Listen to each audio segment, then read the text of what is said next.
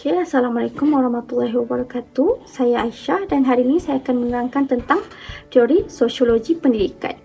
Teori ini membantu kita melihat sistem pendidikan dari sudut yang berbeza. Jadi hari ini kita akan belajar tentang 3 teori, iaitu fungsionalisme, konflik dan juga interaksionisme simbolik.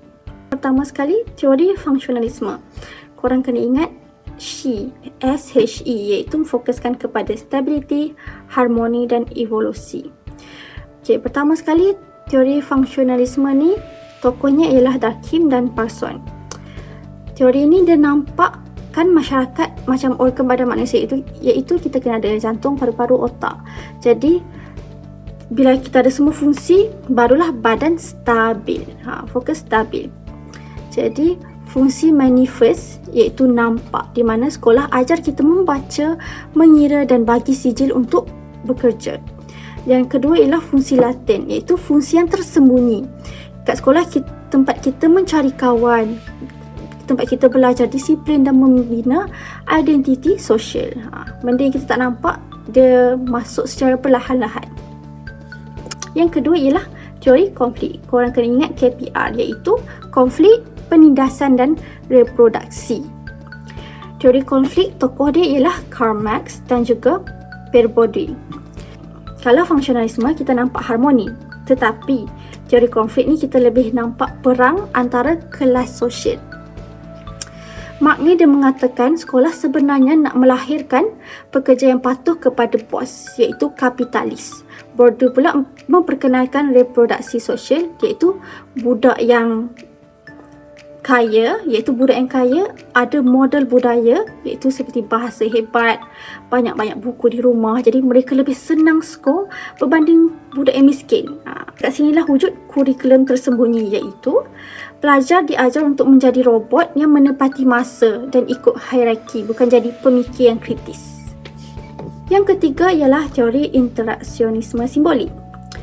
Korang kena ingat LPI, iaitu label, Pygmalion dan interaksi.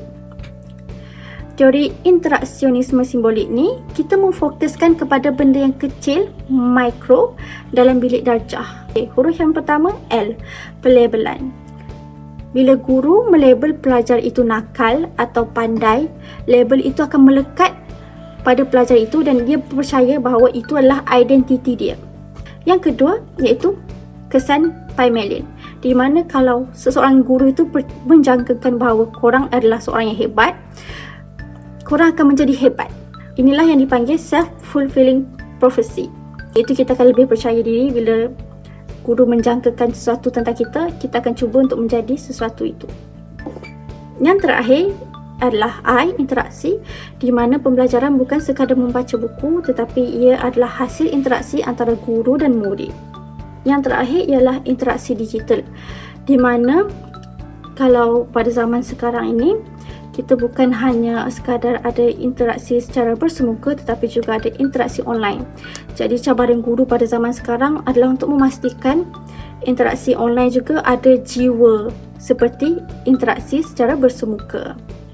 Kesimpulannya, tak ada satu teori pun yang betul. Kita perlu menggunakan ketiga-tiga teori ini, di mana fungsionalisme ia lebih nampak kepada sistem, konflik menampakkan ketidaksamaan dan juga interaksionisme simbolik dia lebih menampakkan kepada jiwa pelajar.